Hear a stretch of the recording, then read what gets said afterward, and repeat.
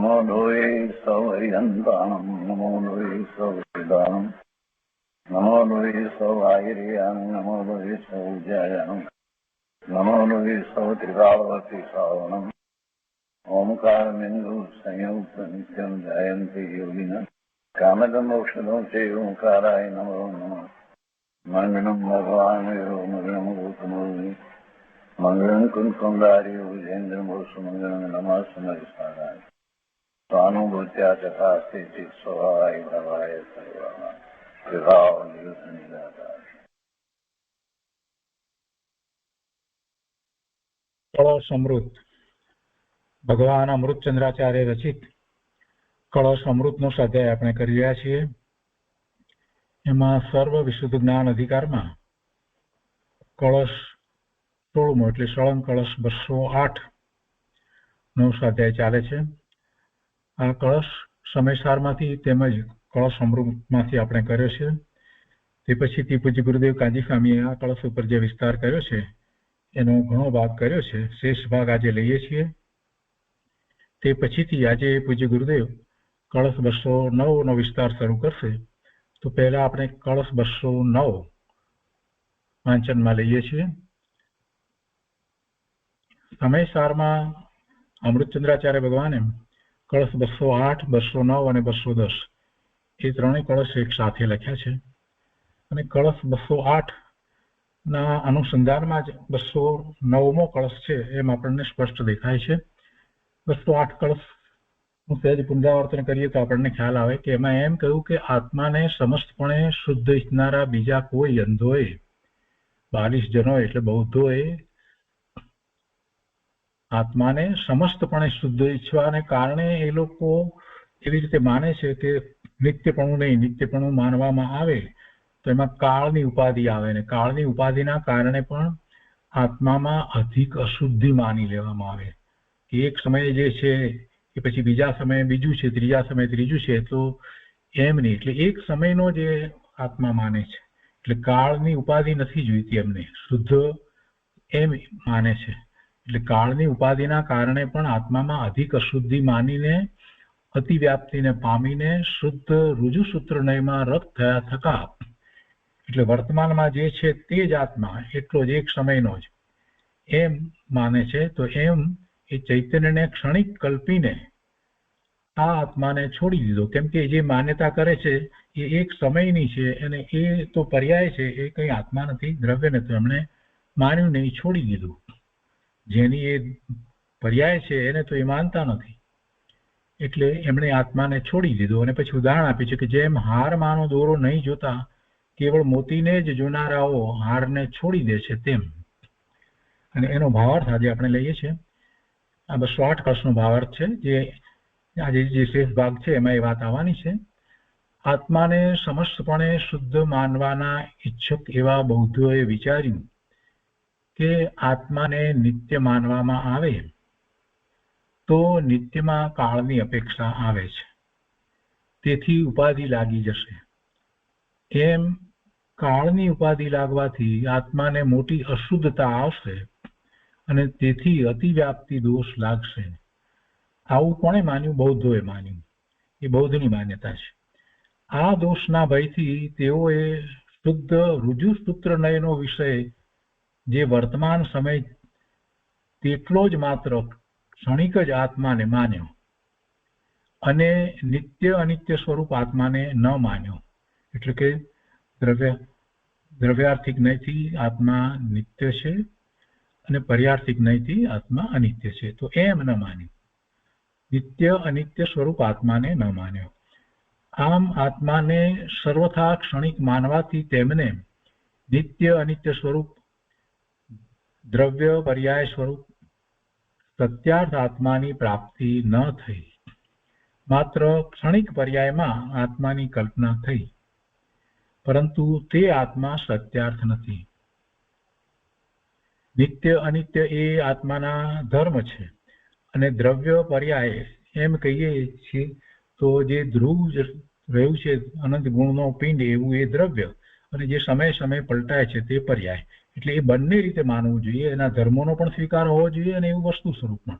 તો એવા સત્યાર્થ આત્માની એમને પ્રાપ્તિ ન થઈ, માત્ર ક્ષણિક પર્યાયમાં આત્માની કલ્પના એમણે કરી, પરંતુ તે આત્મા સત્યાર્થ નથી.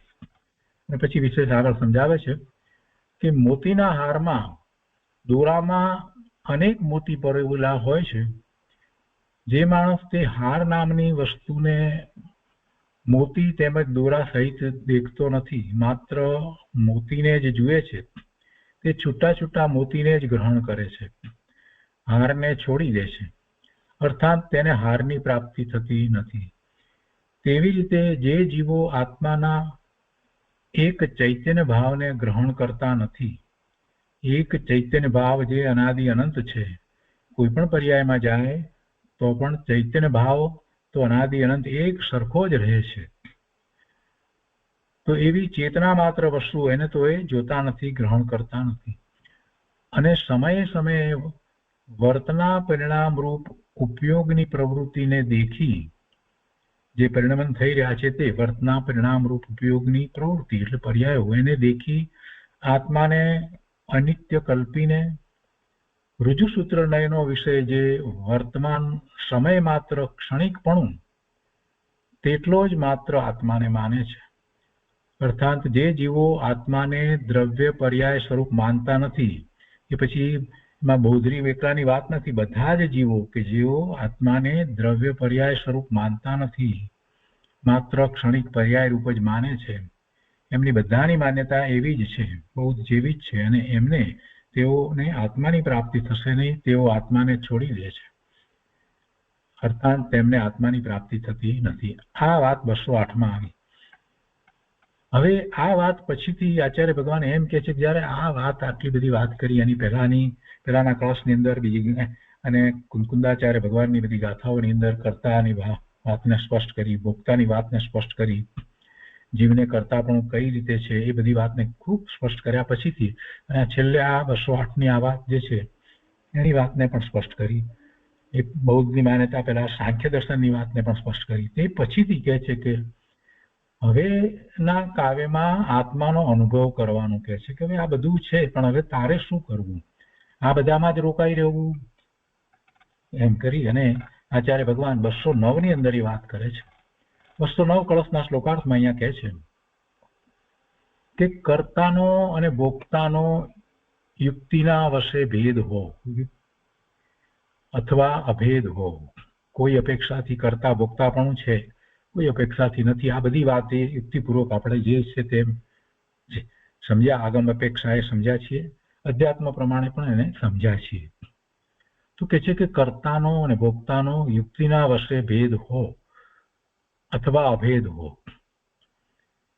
જે સમયે કર્તાપણું થયું અને ભોગવવાપણું જે થાય છે, તો એક અપેક્ષાએ એમ કહેવાય કે એ બીજી પર્યાય છે, અને એક અપેક્ષાએ એમ પણ કહેવાય કે જે સમયે એ કરતા થાય છે તો એ જ ભાવનો એ જ સમયે ભોગતા પણ થાય છે, એવી પણ એક અપેક્ષા છે. તો એ વાત આપણે સમજ્યા છીએ.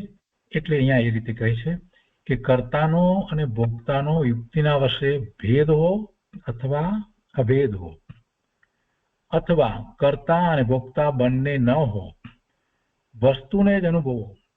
અહીંયા તો આચાર્ય ભગવાન એમ કે છે કે એ બધું તમે સમજ્યા, હવે માત્ર વસ્તુને જ અનુભવો. જેમ ચતુર પુરુષોએ દોરામાં પરોવેલી મણીઓની માળા ભેદી શકાતી નથી, તેમ આત્મામાં પરોવેલી ચૈતન્ય રૂપ ચિંતામણીની માળા પણ કદી કોઈથી ભેદી શકાતી નથી. એવી આ આત્મારૂપી માળા એક જ અમને સમસ્તપણે પ્રકાશમાન હો, એવું ચતુર પુરુષોએ માન્યું અને એવી ભાવના કરી. અર્થાત નિત્યત્વ અનિત્યત્વ આદિના વિકલ્પો છૂટી આત્માનો નિર્વિકલ્પ અનુભવ અમને હો. તો 209 કળશની અંદર આ વાત કરવામાં આવી છે. અને એના ભાવાર્થમાં અહીંયા કહે છે પંડિત જયચંદજી કે આત્મા વસ્તુ હોવાથી દ્રવ્ય પર્યાત્મક છે, તેથી તેમાં ચૈતન્યના પરિણમન રૂપ પર્યાયના ભેદોની અપેક્ષાએ તે કરતા ભોગતાનો ભેદ છે, અને ચિન્હ માત્ર દ્રવ્યની અપેક્ષાએ ભેદ નથી. એમ ભેદ અભેદ હો અથવા ચિન્હ માત્ર અનુભવમાં ભેદ અભેદ શા માટે કહેવું? વસ્તુ ચૈતન્ય માત્ર છે તો ચિન્હ માત્ર અનુભવમાં આવે છે ત્યારે કોઈ ભેદ તો અનુભવાતો નથી, એટલે એમાં ભેદ અને અભેદની વાત ક્યાં રહી? એ બધું સમજવા માટે છે, અને સમજાયા પછી એ વિકલ્પને છોડી દેવો, એનો સ્વીકાર થયા પછી એ વિકલ્પને છોડી દેવો, અને જ્યારે અનુભૂતિ કરવામાં આવે છે ત્યારે તો કોઈ એવા ભેદ પડતા નથી. એટલે કહે છે કે અથવા ચિન્હ માત્ર અનુભવમાં ભેદ અભેદ શા માટે કહેવો? આત્માને કરતા ભોગતા જ ન કહેવો, વસ્તુ માત્ર અનુભવ કરવો. કેમ કે એ કરતા ભોગતાપણું જે કહેવામાં આવ્યું છે, પરના લક્ષ્ય જે રીતે કરતા ભોગતાપણું કરવામાં આવ્યું છે એની જ વાત મુખ્યપણે છે. હવે જ્યારે એને લક્ષ્ય સ્વરૂપનું કર્યું છે તો એ ચિન્હ માત્ર વસ્તુને અનુભવે જ છે, ત્યાં પછી એને કરતા ભોગતા એવા કોઈ વિકલ્પો હોતા નથી. એટલે વસ્તુ માત્ર અનુભવો, એમ આચાર્ય ભગવાન કહે છે. જેમ મણીઓની માળામાં મણીઓની અને દોરાની વિવક્ષાથી ભેદ અભેદ છે, પરંતુ માળા માત્ર ગ્રહણ કરતા ભેદ અભેદ વિકલ્પ નથી. તેમ આત્મામાં પર્યાયોની અને દ્રવ્યની વિવક્ષાથી ભેદ અભેદ છે, પરંતુ આત્મ વસ્તુ માત્ર અનુભવ કરતા વિકલ્પ નથી. આચાર્ય મહારાજ કહે છે કે આવો નિર્વિકલ્પ આત્માનો અનુભવ અમને પ્રકાશમાન હો. આવો નિર્વિકલ્પ આત્માનો અનુભવ અમને પ્રકાશમાન હો. એમાં કોઈ કરતા ભોગતાના પણ જેમાં ભેદ નથી, કાંઈ નથી, કોઈ વિકલ્પ નથી, એવો અનુભવ અમને પ્રકાશમાન હો. તો એ રીતે આ 209મો કળશ છે. સમયસાર કળશ. તો કળશ અમૃતની અંદર અહીંયા પંડિત રાજમલજીએ 209માં કળશનો જે વિસ્તાર કર્યો છે એની ઉપર આજે પૂજ્ય ગુરુદેવ શરૂઆત કરશે, તો આપણે એનો થોડો ભાગ લઈએ છીએ. ખંડાન્વય સહિત અર્થ. એમાં પંડિત રાજમલજી કહે છે, શુદ્ધ સ્વરૂપ અનુભવમાં પ્રવીણ છે એવા જે સમ્યક દ્રષ્ટિ જીવો. સમ્યક દ્રષ્ટિ જીવો કેવા છે? શુદ્ધ સ્વરૂપ અનુભવમાં પ્રવીણ છે એવા જે સમ્યક દ્રષ્ટિ જીવો, તેમણે સમસ્ત વિકલ્પથી રહિત નિર્વિકલ્પ સત્તા માત્ર ચૈતન્ય સ્વરૂપ સ્વસંવેદન પ્રત્યક્ષપણે અનુભવ કરવા યોગ્ય છે. બસ આ વાત છે. સત્તા માત્ર, નિર્વિકલ્પ સત્તા માત્ર ચૈતન્ય સ્વરૂપ જે પોતાને પ્રત્યક્ષ સંવેદનમાં આવે છે, એવું અનુભવાય છે, તો એવો અનુભવ કરવા યોગ્ય છે. કર્તામાં અને ભોગતામાં દ્રવ્યાર્થિક નય અને પર્યાર્થિક નયનો ભેદ કરતા અન્ય પર્યાય કરે છે, અન્ય પર્યાય ભોગવે છે, એવો પર્યાર્થિક નયનો ભેદ હોય તો ભલે રહ્યો, એમ કે છે કે એવો પર્યાર્થિક નયથી એવો ભેદ છે તો હો, પણ એવું સાધતા કાંઈ સાધ્ય સિદ્ધિ તો થતી નથી. વળી દ્રવ્યાર્થિક નયથી વિચાર કરીએ તો દ્રવ્યાર્થિક નયથી જે જીવ દ્રવ્ય જ્ઞાનાવરણ આદિ કર્મને કરે છે તે જ જીવ દ્રવ્ય ભોગવે, તે જ જીવ દ્રવ્ય ભોગવે છે. એક દ્રવ્યાર્થિક નયથી છે એ જ દ્રવ્ય છે, એવું પણ છે. તો એવું પણ હો તો બરાબર છે, એ નયથી એ વાત પણ બરાબર છે. તો એમાં પણ સાધ્ય સિદ્ધિ તો કાંઈ નથી, એ સમજવા માટે બરાબર છે, પણ એથી કાંઈ સાધ્ય સિદ્ધિ બીજી રીતે તો થતી નથી. મૂળ તો વસ્તુને અનુભવવાની છે, જે અનુભવવાનો વિષય છે, જે અનુભવવા સિવાય બીજી રીતે કોઈ રીતે ખ્યાલમાં આવતી નથી, એવી વસ્તુ છે. એટલે કહે છે કે કર્તૃત્વ નયથી જીવ પોતાના ભાવોનો કરતા છે, તથા ભોક્તૃત્વ નયથી જે રૂપે પરિણમે છે તે પરિણામનો ભોગતા છે. જેવા ભાવે પરિણમે છે એ ભાવનો જ ખરેખર ભોગતા છે, એ ભાવનો ભોગતા છે, પર પદાર્થનો તો ભોગતા નથી. એવું છે તો એવું જ હો, અને એવું વિચારતા શુદ્ધ સ્વરૂપનો અનુભવ તો નથી. આ વિચારીએ તો પણ વિકલ્પ જ છે. કર્તૃત્વ નયથી જીવ પોતાના ભાવનો કરતા છે, ભોક્તૃત્વ નયથી જે રૂપે પરિણમે છે તે પરિણામનો ભોગતા છે. આ બધી વાતને સમજ્યા અને એનો વિસ્તાર કરીએ, ચર્ચા કરીએ, એથી તો કાંઈ અનુભવ થતો નથી. એ વાત કરે છે કે એવું છે તો એવું જ હો, એવું વિચારતા શુદ્ધ સ્વરૂપનો અનુભવ તો નથી. કારણ કે આવું વિચારવું અશુદ્ધ રૂપ વિકલ્પ છે. અથવા અકર્તૃત્વ નયથી જીવ અકર્તા છે, તથા અભોક્તૃત્વ નયથી જીવ ભોગતા નથી, એટલે અભોગતા છે, આવું પણ વિચારવામાં આવે. આ પણ એ નહીંથી જ વાત થઈ. કરતા ભોગતા નથી તો નહીં જો એવું વિચારતા પણ શુદ્ધ સ્વરૂપનો અનુભવ નથી. એટલે આ અનેક રીતે અહીંયા આ વાત સમજાવે છે કે નય વિવક્ષાથી વસ્તુ સ્વરૂપને આપણે સમજવું જોઈએ અને એને સમજી અને એમ જ વસ્તુને સ્વરૂપને સ્વીકારવું જોઈએ. પણ અનુભવમાં એ વિકલ્પો કાંઈ કાર્યકારી થતા નથી, કારણ કે કોઈ નય વિકલ્પ તેનું વિવરણ અન્ય કરે છે, અન્ય ભોગવે છે એવો વિકલ્પ, અથવા જીવ કરતા છે ભોગતા છે એવો વિકલ્પ, અથવા જીવ કરતા નથી ભોગતા નથી એવો વિકલ્પ ઇત્યાદિ અનંત વિકલ્પો છે. તો પણ તેમાંથી કોઈ વિકલ્પ શુદ્ધ વસ્તુ માત્ર છે. જીવ દ્રવ્ય તેમાં કોઈ પણ કાળે શુદ્ધ સ્વરૂપના અનુભવ રૂપો સ્થાપવાને સમર્થ નથી. એટલે એવા કોઈ વિકલ્પ છે એ શુદ્ધ વસ્તુ માત્ર છે, જીવ દ્રવ્ય છે એવું અનુભવમાં તો થતું નથી. એટલે કહે છે કે શુદ્ધ વસ્તુ માત્ર છે જે જીવ દ્રવ્ય, એમાં કોઈ પણ કાળે એવા વિકલ્પો સ્થાપવા જેવા નથી, શુદ્ધ સ્વરૂપના અનુભવ રૂપ સ્થાપવાને સમર્થ નથી. શુદ્ધ સ્વરૂપના અનુભવમાં એવું કાંઈ હોતું નથી. ભાવાર્થ આમ છે કે કોઈ અજ્ઞાની એમ જાણશે કે આ સ્થળે ગ્રંથ કરતા આચાર્ય કરતાપણું, અકર્તાપણું, ભોગતાપણું, અભોગતાપણું ઘણા પ્રકારે કહ્યું છે, તો એમાં શું અનુભવની પ્રાપ્તિ ઘણી છે? સમાધાન આમ છે કે સમસ્ત નય વિકલ્પોથી શુદ્ધ સ્વરૂપનો અનુભવ સર્વથા નથી. નય વિકલ્પોથી શુદ્ધ સ્વરૂપનો અનુભવ સર્વથા નથી, હોતો જ નથી. તેને એટલે સ્વરૂપને માત્ર જાણવા માટે જ શાસ્ત્રમાં બહુ નય યુક્તિથી બતાવ્યું છે. તે કારણે અમને સ્વસંવેદન પ્રત્યક્ષ સમસ્ત વિકલ્પોથી રહિત શુદ્ધ ચેતનારૂપ અનંત શક્તિ ગર્ભિત ચેતના માત્ર વસ્તુની સર્વથા પ્રકારે પ્રાપ્તિ હો.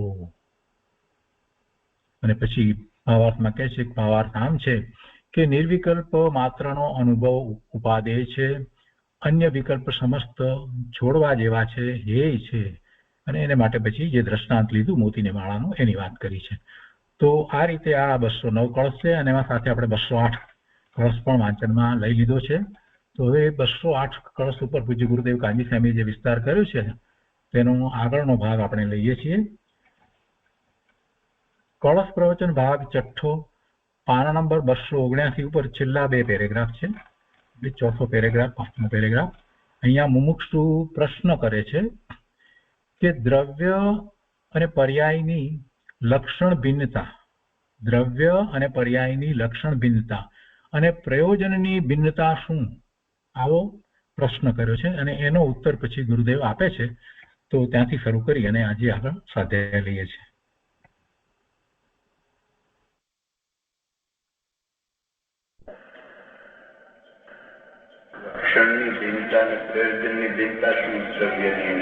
દ્રવ્યનું પ્રયોજન ગુણાશ્રય છે, ગુણાશ્રય ધર્મ છે એમ કહ્યું ને. દ્રવ્યાશ્રય ગુણનો આશ્રય ધર્મ એવું નથી. ગુણ પર્યાયમાં એવું નથી. પર્યાય દ્રવ્યાશ્રય છે અપેક્ષાથી, અને અપેક્ષા પર્યાય ક્યાં આશ્રય થાય? षटकारक ये तो कहा ना, षटकारक दरेक द्रव्य ये समय की पर्याय में षटकारक का पर्याय का स्वयं सिद्ध परिणमन अपने से है. વાત તો થઈ હતી ને ત્યાં વરણીજી હારી 21 વર્ષ પહેલા મોટી ચર્ચા પંડિતો બેઠે તો સૌ 62 गाथा बताई 85 का की. देखो विकृत अवस्था जीव की परना कारक की अपेक्षा बिना निरपेक्षपणे विकृत अवस्था पर्याय में षट कारक से अपने में होती है. जिसका द्रव्यगुण के कारण, क्योंकि द्रव्यगुण तो शुद्ध है, तो शुद्ध कारण शुद्ध में कैसा होगा? पर्याय है में परद्रव्य कारक है नहीं, परद्रव्य भिन्न है. हाँ हाँ हाँ આવી વાતો છે. તો तो જ્યારે વિકૃત અવસ્થા भी एक समय की દ્રવ્ય ગુણની અપેક્ષા નહીં, તો 101 ગાથામાં કહા ને, ઉત્પાદ ને ધ્રુવની અપેક્ષા નહીં. હા હા 101 ધ્રુવ સંસાર ત્રણ सत है न,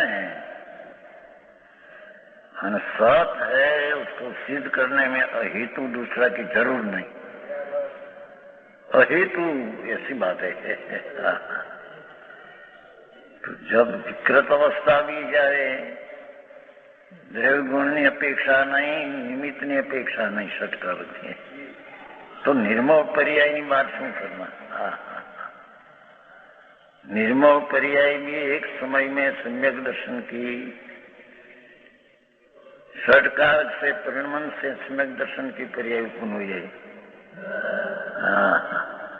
भूयत्तम सीधो कहने में आया उतार का आश्रय, पर आश्रय का अर्थ पर्याय ये तरफ झुकी है. दूसरा पदार्थ में तो ये चीज है नहीं, यहाँ तो ज्ञान प्रधान कथन है. तो पर्याय द्रव्य तरफ झुकी है, ये ताकत तो पर्याय की रहे, कहीं द्रव्य की ताकत से अंदर में झुके ऐसा है नहीं. જેણું છે બાપા શું થાય. ये पर्याय निर्मल पण अपने षटकारक છે, તે પણ તે સમય જે સમય થવાની તે સમય, આગે પાછી નહીં, આગળ પાછો નહીં. જે સમયનો જે पर्याय તે કાળનો ત્યાં षटकारक से परिणमन होकर होती. हाँ कर्ता द्रव्य से नहीं हम उसमें, तो ये तो पर्याय कर्ता, पर्याय कार्य, पर्याय कर्ण साधन, पर्याय रखे पर्याय को, पर्याय से पर्याय, पर्याय का आधार से पर्याय, આવી વસ્તુની સ્થિતિ છે ભાઈ. समझ में आया? तो आई कहते पर इतनी पर्याय को ही द्रव्य मानते हैं, ये मिथ्या दृष्टि है. समझ में आया? ये रुजु सूत्र का नहीं, पर्याय मात्र को अंगीकार करने रूप, पर्याय मात्र को वस्तु रूप अंगीकार करने रूप एकांतपने से मग्न है. पाठ तो इतना है, रुजु सूत्र रति वर्तमान परिणाम में रथ बस. बीजो आगू पाछू जोवा जशु तो उपाधि लागशे, ત્રણેય કારણ લાગુ પડશે તો ઉપાધિ લાગશે. માટે આપણે વર્તમાન પરિણામ એકલા. ये मिथ्या दृष्टि एकांत है. चैतन क्षणिकम प्रकल्प, बस ये परिणाम मात्र ने अपना स्वरूप जानने वाला एक समय मात्र में एक जीव मूल से विनष्ट जाता है. ये पर्याय, ये जीव ये नाश થાય છે, अन्य जीव मूल से उत्पन्न होता है, मूल से उत्पन्न होता है. हाँ हाँ, ऐसा मानकर बौद्ध मत के जीवों को जीव स्वरूप की प्राप्ति नहीं है. लो हाँ हाँ, यहाँ तो बौद्ध को दृष्टांत दिया है. तो पर्याय मात्र की जिसकी दृष्टि है बता बौद्ध ही है. हाँ हाँ हाँ, पर्यायनी સાથે રહેલું આખું દ્રવ્ય ભગવાન પૂર્ણાનંદ अनंत अनंत रत्नाकर नो दरियो, चैतन रत्नाकर कहा ना उसको, जो चारे भाव मोक्ष मार्ग नहीं पर्याय नहीं जैसे रत्नत्रय कहा, तो चैतन रत्नाकर है.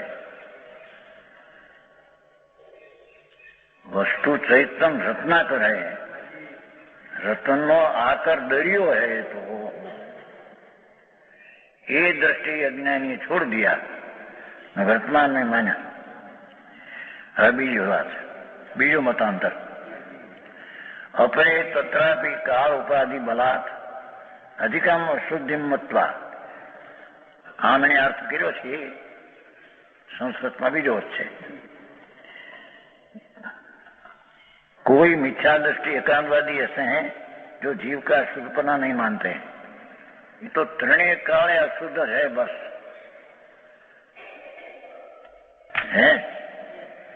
शुद्धपना नहीं मानते, सरलता शुद्धपना मानते हैं।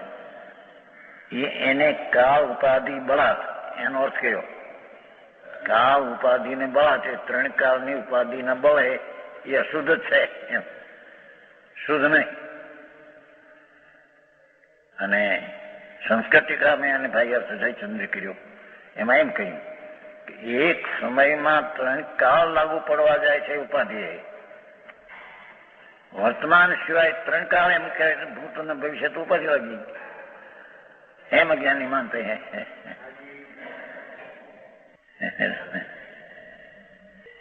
ત્રણ तो कालनी अपेक्षा बात है, पर वस्तु तो त्रिकाल तकती चीज है. एमा आ भूत ने भविष्य है, उसमें ऐसा भेद क्या है? ये तो तत्व ध्रुव ध्रुव तत्व तत्व अनादि अनंत है. त्रण गीत कहो न, त्रण काल एम कहना ही क्या है अंदर? पण कहने में समझाने में आता है तो क्या चीज है कि पर्याय एक समय मात्र है, द्रव्य काली है, ये मानना कहने. द्रव्य है, द्रव्यात्मिक नहीं का विषय द्रव्य काली है, અને ઋતુ સૂત્ર નહીં का विषय वर्तमान કરીએ एक समय के, एम समझाने तो क्या समझा रहे है? अरे समझ में आया? तो आया तो कहते हैं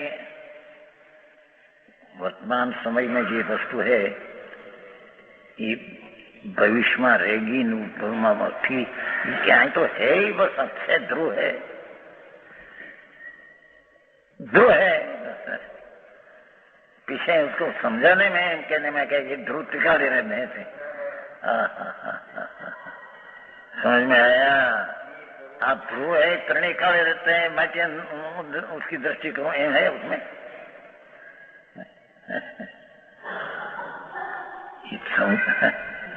ध्रुव पर्याय एक समय रहती है, ध्रुव त्रिकाल रहता है, माटी त्रिकाल रहता है, माटी में उसकी दृष्टि करूं, एम है?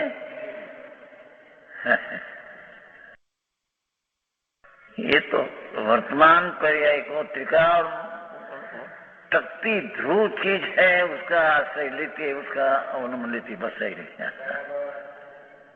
ये नहीं या त्रण काल रहने वाली चीज है, माटी ध्रुव है, ऐसा इतना भेद है नहीं. એવું છે ભાઈ.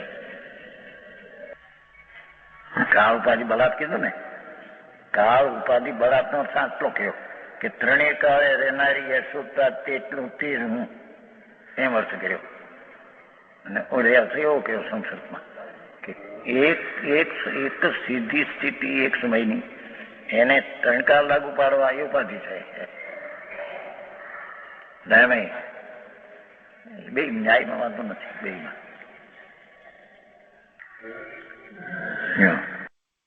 કાળ ઉપાધિ બળાટ अधिकांश शुद्धि मतलब जो मिथ्या से मानते, जीव का अशुद्धपना नहीं मानते, सरलता अशुद्धपना मानते, उन्हें भी वस्तु की प्राप्ति नहीं.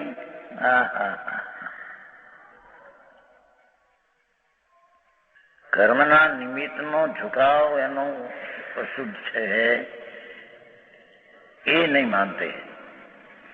तो अशुद्धता न माने तो अशुद्धता पीछे शुद्धता है, उसको तो मानता है ही नहीं. समझ में आया? पर्याय में अशुद्ध है ये न माने तो शुद्ध है तिकाड़ी, इसको तो बंध में कैसे आए?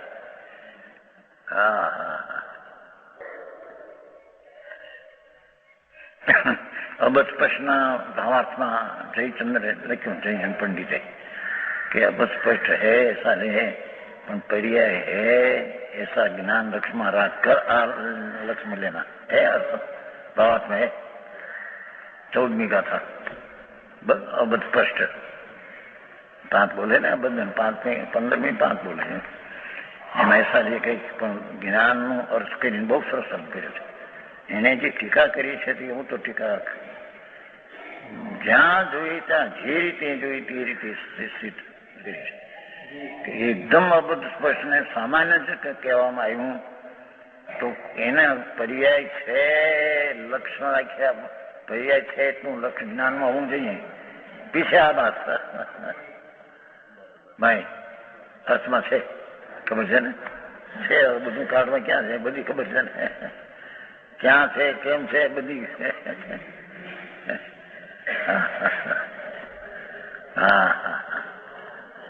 यहाँ कहते हैं अनंत काल हुआ जीव, कर्म के साथ मिला हुआ ही चला आया है, भिन्न तो हुआ नहीं। ऐसा मानकर ये जीव में अधिक अशुद्धि मत, अधिकम अशुद्धि मत, जीव शुद्ध है ही नहीं, अधिकम अशुद्धि नो था। अधिकम એટલે એને જ શુદ્ધતાને જ માનનાર એમ।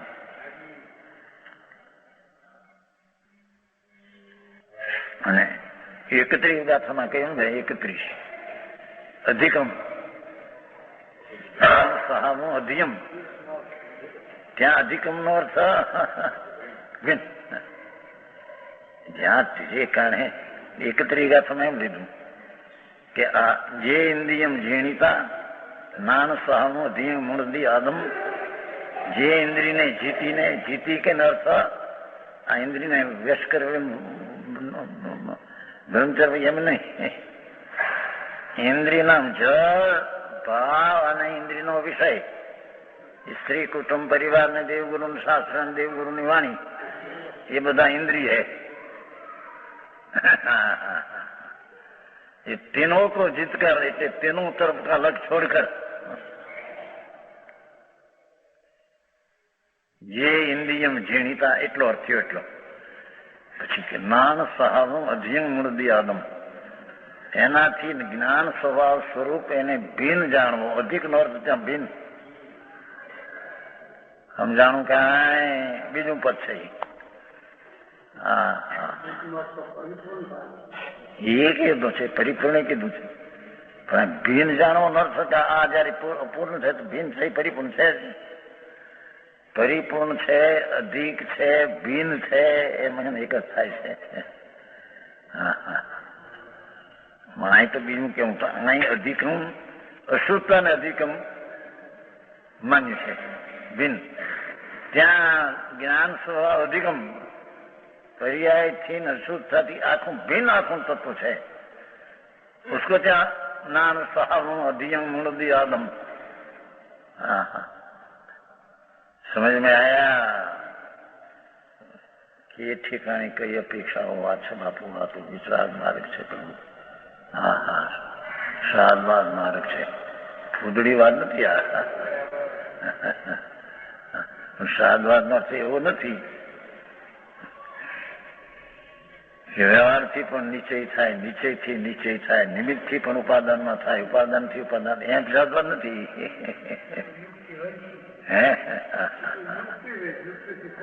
खोटी बात है।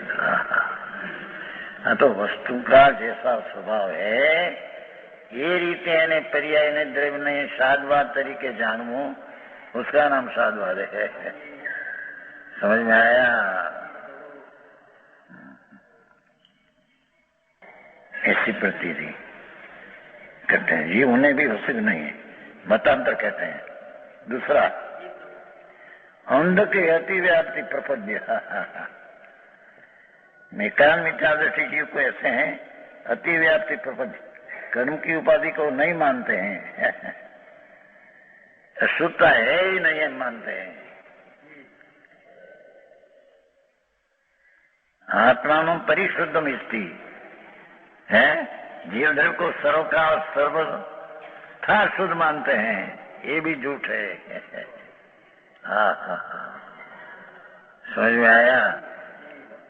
हाँ एक मतांतर लिया है, सर्वकाल शुद्ध है, पर्यायी पण अशुद्ध शुद्ध है, सर्वकाल ऐसा है नहीं। पर्याय शुद्ध है संसार महानादि, हाँ द्रव्य ने गुण शुद्ध है, पर पर्यायी तो अनादि से अशुद्ध है। समझ में आया? है जीव द्रव्य को सर्वकाल અને सर्वथा कथनचित अशुद्ध ने कथनचित शुद्ध में नहीं, ये दूसरी बात है। द्रव्य शुद्ध है, पर्याय शुद्ध है, कथनचित हुआ, पर हाँ तो सर्वथा शुद्ध है, पर्याय भी शुद्ध ही है, ये मानते हैं। ये बिल्कुल झूठी बात है।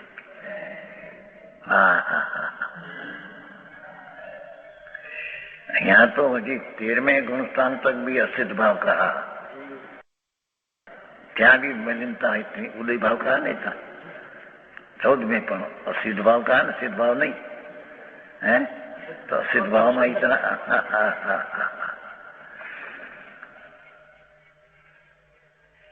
14वें गुणस्थान में भी हजी उदय भाव की इतनी मलिनता है, नहीं तो असिद्ध कहा है। 14 में भी असिद्ध है, सिद्ध नहीं। तो इतनी अंदर विकृत अवस्था है पर्याय में।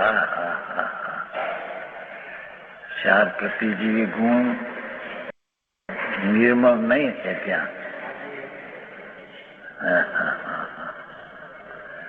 समझ में आया?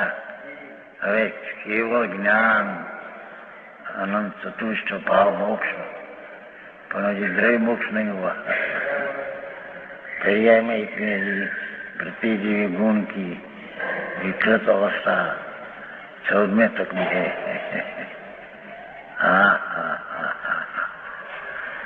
समझ में आया ना? आ तो कि सर्वथा शुद्ध शुद्ध है।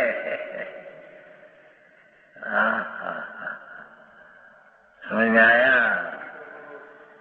13-14 तक भी अशुद्ध है। पर्याय की बात है। है सर्वथा शुद्ध मानते हैं, उन्हें भी स्वरूप की प्राप्ति नहीं है। મારી વાતો અનેક નયની અપેક્ષા આવે બાપુ વાતો।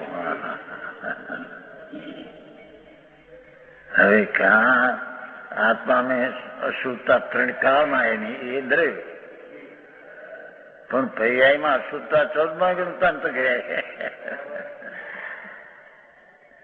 है कि नहीं? असिद्ध भाव कहा ना, असिद्ध भाव हूँ क्या? सिद्ध भाव नहीं, निर्मल पर्याय जो ये नहीं है। समझ में आया? मार्ग गंभीर है भाई। अंदर वास्तविक तत्व ज्ञान सम्यक दर्शन ये चीज कोई अलौकिक है, ये कोई साधारण।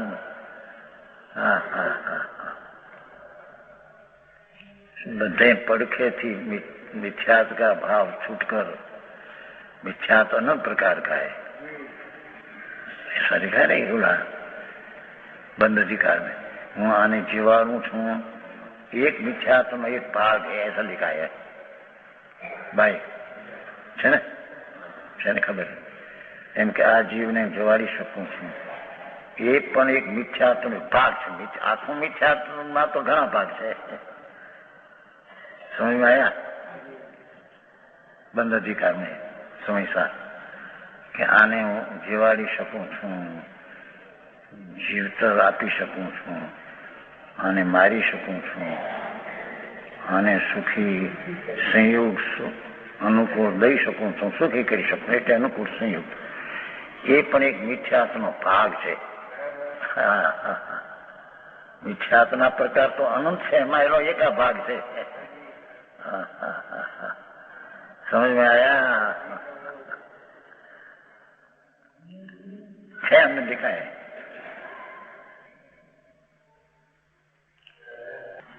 हाँ, उन्हें भी स्वरूप की प्राप्ति नहीं है। कैसे एकांतवादी?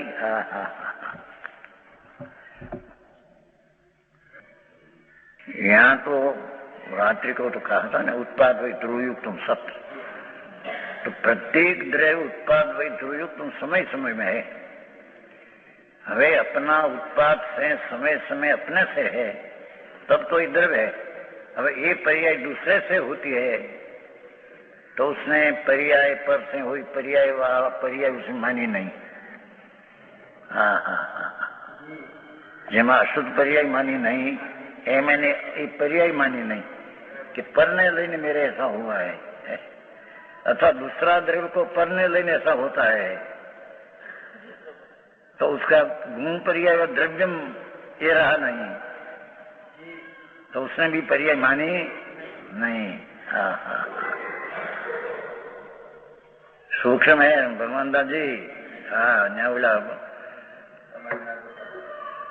क्या किया समझना पड़ेगा भैया। हाँ ધ્યાન ત્યાં પૂછી નહીં।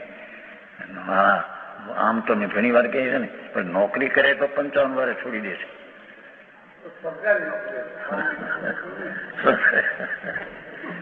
हाँ तो सुना है आपने क्या सरकार में 20 वर्ष से नौकरी करे 35 वर्ष थी जाए ने तमारे तो के 60 થાય 70 થાય तो मेल नहीं मजूरी करवामां। मजूरी है ने रागनी बधी वो 55 नौकरी करते ने सुना है 20 वर्ष की उम्र नौकरी चढ़े 35 वर्ष नौकरी करे तो 55 चढ़े। तो व्यापारी ने कहीं मेल है कि कितना काल हुई अपन पीछे कहीं निवृत्ति लेना।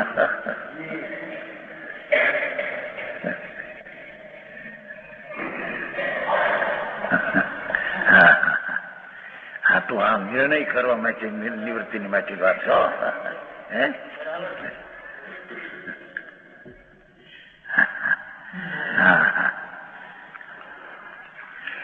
कैसे एकांतवादी निसूत्र मुक्तेक्षभी शादबाद सूत्र बिना मुक्तेक्षभी सकल कर्म के एक सही लक्षण मोक्ष चाहते हैं उनको प्राप्ति नहीं है। शादवाद मार्ग है प्रभु द्रव्य शुद्ध है पर्याय शुद्ध है पर्याय एक समय रहती है वस्तु त्रिकाल रहती है ऐसा शादवाद मार्ग है। एक समय की पर्याय तो द्रव्य भी एक समय रहते हैं द्रव्य त्रिकाल है तो पर्याय भी त्रिकाल रहती है अशुद्ध एक समय की पर्याय तो द्रव्य भी अशुद्ध है। वो कहते हैं वो रतनचंद जी ने अभी छापा माया था पहले प्रवचन सार में है ना 7वीं गाथा में शुभे प्रणमो शुभम अशुभे प्रणम तो शुभ आध्यात्मिक गाथा प्रवचन सार ત્યાં એમ કે શુભ પરિણમે છે ત્યારે સારો બધો આત્મા અશુભ પરિણમી જાય છે અશુભ પરિણમે ત્યારે સારો આત્મા અશુભ પરિણમી જાય છે એમ કહેते थे रतनचंद जी ने मुक्त ऐसा है नहीं द्रव्य तो त्रिकाल शुद्ध है। समझ में आया।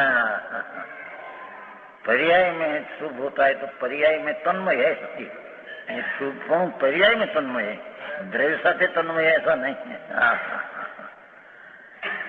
घना अर्थो फेरवाई सच्चा लोग कईक ना कईक मिथ्यात्मा अनेक प्रकार में घना प्रकार में कहीं न कहीं कोई अटक्या है। हाँ कहो एक प्रकार के हमें एवं साधवाद है साधवाद सूत्र बिना ए सूत्र जमो लो हार है ना हार में सूत्र दूरो है ने त्यारे आखो दूरो हो त्यारे दरेक मूर्ति स्थान रहते ने मूर्ति के काल में मूर्ति है पर सूत्र तो साल बधा में है ने एम ध्रुव सब में है पर्याय समय की मूर्ति बैठी दो ही यथार्थ मानना चाहिए। समझ में आया। हार के समान इस प्रकार है जिस प्रकार सूत के बिना मूर्ति नहीं सकता है।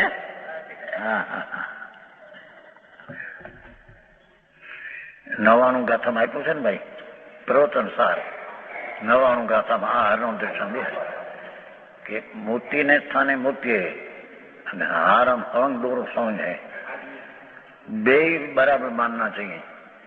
पर्याय ने स्थाने पर्याय ने काले पर्याय है आगे पाछी नहीं क्या पाठ है आगे पीछे नहीं 99 में प्रवचन सार आगे पीछे नहीं जिस समय होने वाली है पर्याय ते समय होगी।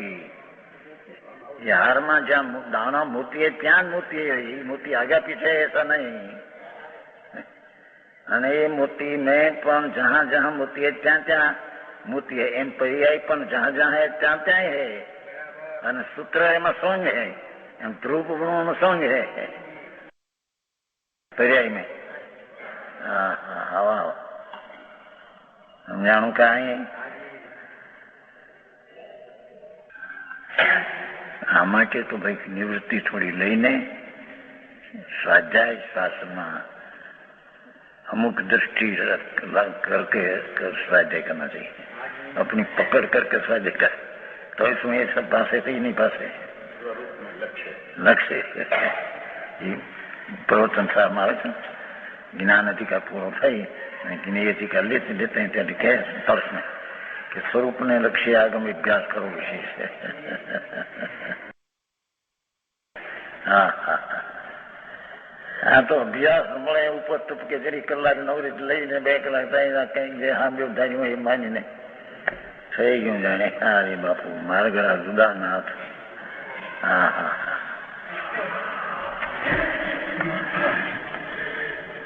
હારવત કીધું ને जिस पर ત્યાં ઇન્ટેન્સિવ આ નવાનું જ્યાં જ્યાં આ मूर्ति है ત્યાં ત્યાં मूर्ति है, आगे पीछे नहीं, आगे पीछे करवा जाएगा तो हाथ टूट जाएगा। ऐसे द्रव्य में पर्याय जिस समय होने हो ये समय होगी, आगे पाछी नहीं, पहले ओमान पीछे आई। हाँ हाँ हाँ समझ में आया, तो द्रव्य टूट जाएगा, द्रव्य का नाश हो जाएगा, आगे पीछे पर्याय करिए जाएगा। हाँ हाँ हाँ क्रमबद्ध आईनी हमें 5 वादा है लोगों को, पंडितों का, एक कर्मबद्ध का, एक व्यवहार के नीचे होता है इसका, एक निमित्त उपादान में होता है इसका, 5 का वादा है। हाँ 5 ही वादा एक धड़ा के उड़ी जाए है। जे समय जे पर्याय होने वाली तेज मोती ना ठहरते है ये कर्मबद्ध हो गया। कर्मबद्ध हुआ तो इस समय जब निमित्त है सामने, ये भी कर्मबद्ध में उसकी पर्याय क्या रही, निमित्त से उस पर आया, उसमें कुछ है नहीं।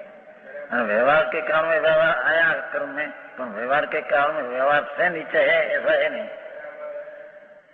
दिव्यांग को मुख એવું જાણી પાવને में साथी हैं, जिस समय आश्रय के लिया तो नीचे हुआ, ये समय व्यवहार बाकी है, व्यवहार हुआ, व्यवहार से नीचे होता ये बात रहे नहीं, निमित्त उपादान होता ये रहे नहीं, आगे पाछी पर्याय होती ये रहे नहीं।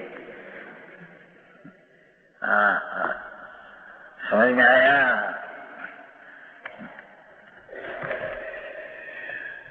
नवन गठन बहुत विस्तार से हारवत हार के समान, इस प्रकार सुत के बिना मूर्ति नहीं सत्ता। देखो है ना, हार नहीं सोता है, उसी प्रकार साधवा सूत्र के ज्ञान बिना। हाँ हाँ हाँ ध्रुव ने पर्याय नहीं अपेक्षा का ज्ञान बिना एकांतवादों के द्वारा आत्मा का स्वरूप नहीं सकता। पर्याय पर से होती है, विकृत कहते में से में वस्तु नहीं सिद्ध होती। समझ में आया, क्योंकि शुद्ध शुद्ध पर्याय का पिंड तो द्रव्य है, अंदर द्रव्य में शुद्ध जाती नहीं, पर उसकी शुद्धता बिल्कुल न माने उसको क्या समझ मोक्ष मार्ग बैठे खाने शुद्ध शुद्ध पर्याय के पिंड द्रव्य ऐसा कहा मोक्ष मार्ग। क्योंकि अशुद्ध पर्याय जब अनादि शांति ये पर्याय न माने तो ये इसका अंश आंखों द्रव्य आई तो पूर्ण होता ही नहीं, पर्याय निकाल दिया इतना तो ये उसका सत्य का अंश निकल रहा नहीं, सत्य टिकाली पर्याय गुण का पिंड ही द्रव्य है। समझ में आया नहीं भाई? न्याय से बात भगवान का तो मार्ग बापू आ तो कहीं हट करना मार्ग ऐसा है नहीं।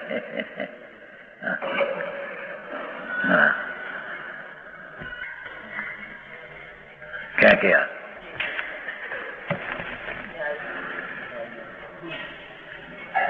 साधवा के ज्ञान बिना एकांतवादों के द्वारा आत्मा का सुख नहीं सकता, आत्मा स्वरूप की प्राप्ति नहीं होती। पर्याय में है, शुद्ध भी है,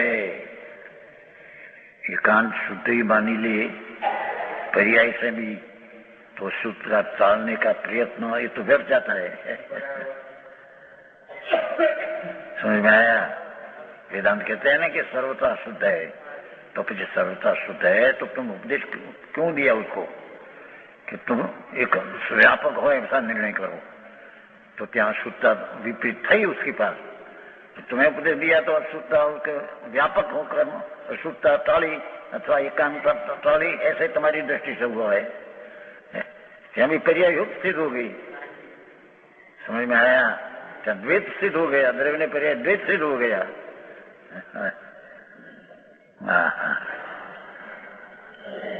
हाँ, पर इसने जो कोई आपको सुख चाहते हैं, देखो जिसको आनंद की अभिलाषा है,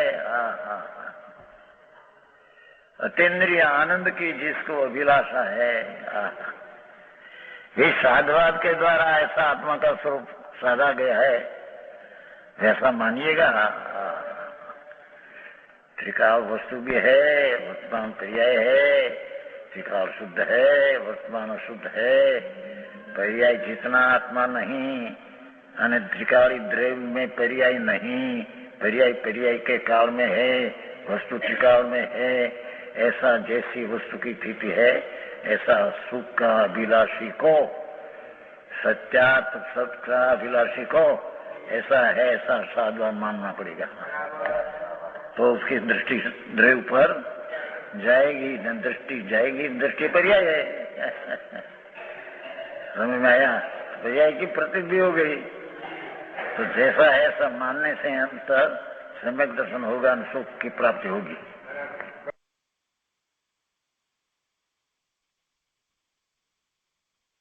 दोस्तों ने 9 और है आज हो गया। कर्तुम वेदयितुम च युक्ति वशतो भेदो अस्तु, यहाँ अभेदो विवाह कर्ता भेदयिता आत्मा भवतु, वहाँ वस्तु एव संचितम संचितम प्रवृत्ता सूत्र एव आत्मनिह निपुणे भेतुं न शक्या क्वचित चिंतित चिंतामणि मालिके ये अभिमतो अपि एकाच चकास्ते एव न।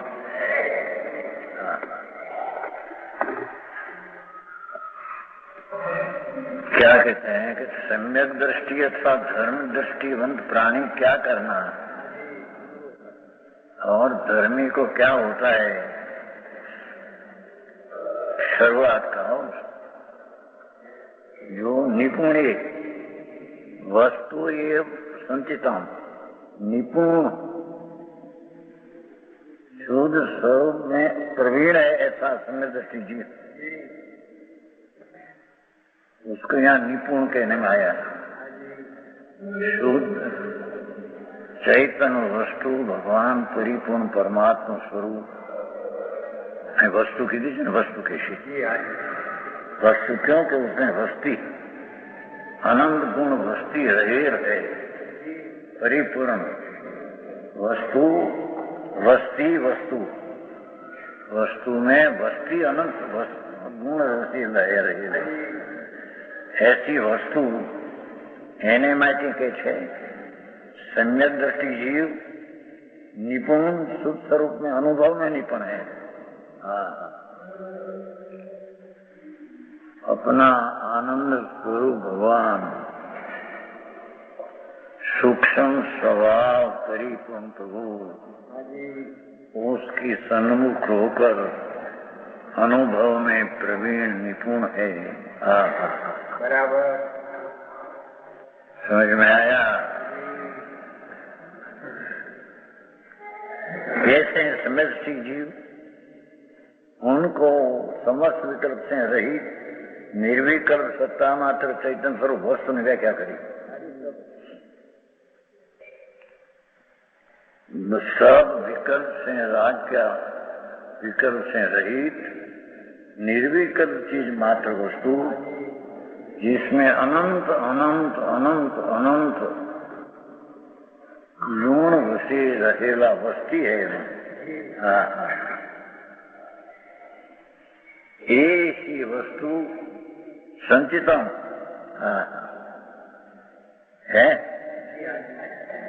निर्विकल्प सत्ता चैतन्य स्वरूप संचितम। संचितम सम्यक प्रकारे प्रत्यक्ष आनंद का अनुभव करो, ये मोक्ष मार्ग है। समझ में आया? છે चेतन स्वरूप वस्तु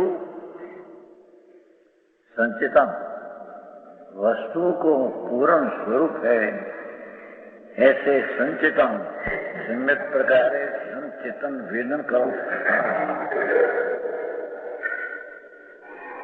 जिसमें वेदन में राग में निमित्त की भी अपेक्षा नहीं, ऐसी चीज जो भगवान आत्मा निर्विकल श्री पूर्ण प्रभु एनु वेदन करो संचितम। हाँ, मोक्ष मार्ग एक है। आप बराबर समझ में आया? अनुभव करने योग है, स्वयं प्रत्यक्ष अनुभव करने। कौन कौन वस्तु, कौन वस्तु, कौन चैतन्य स्वरूप वस्तु, ये संचित उसका प्रत्यक्ष अनुभव करने लाख बात में अनंत बात आवे गमे के प्रकार, पर अंत एनो सर्वाव आ है। सर्वाव कहते हैं वस्तु भगवान आत्मा एक सेकंड में अनेक भाग में अनंत एक एक गुण परिपूर्ण, ऐसा अनंत गुण से भरा पड़ा प्रभु अभेद निर्विकल्प, उसका सन्मुख होकर प्रत्यक्ष वेदन करो, ये मोक्ष का मार्ग है। समझ में आया?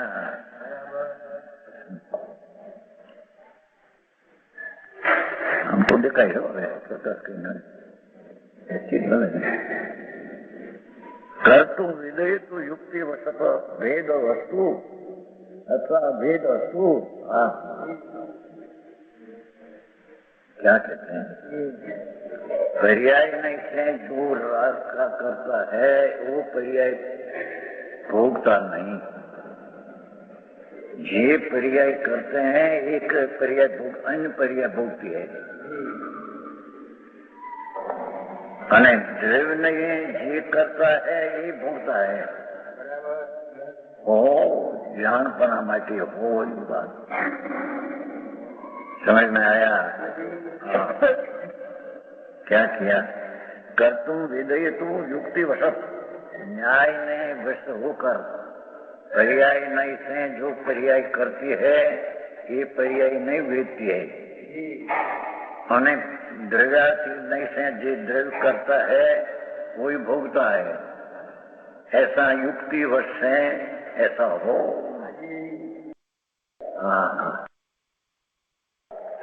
युक्ति वश तो भेद अस्तु अथवा अभेद अस्तु,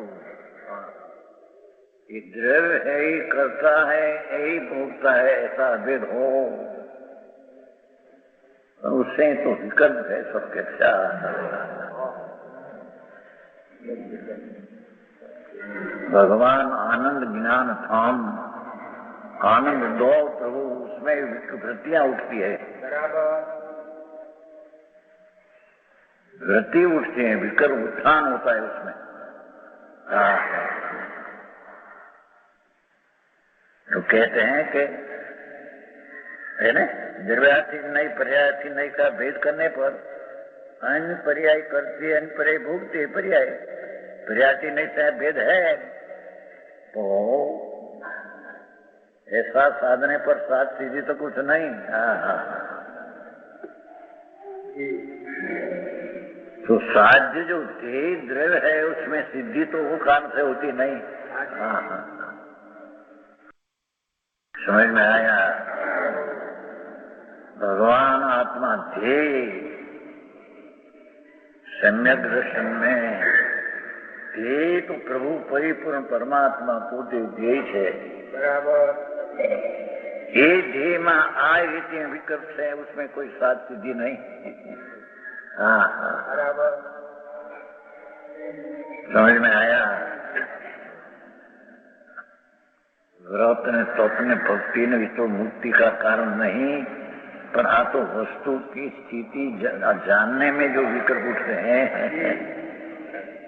ये भी मोक्ष का कारण नहीं। हाँ हाँ, समझ में आया महाराज भाई, ऐसा है।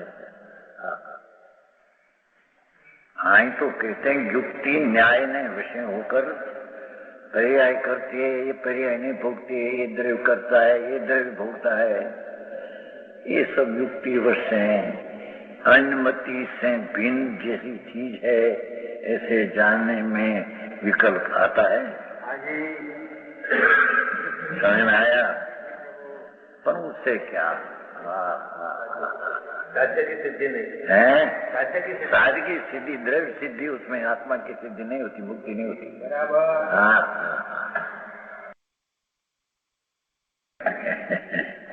है।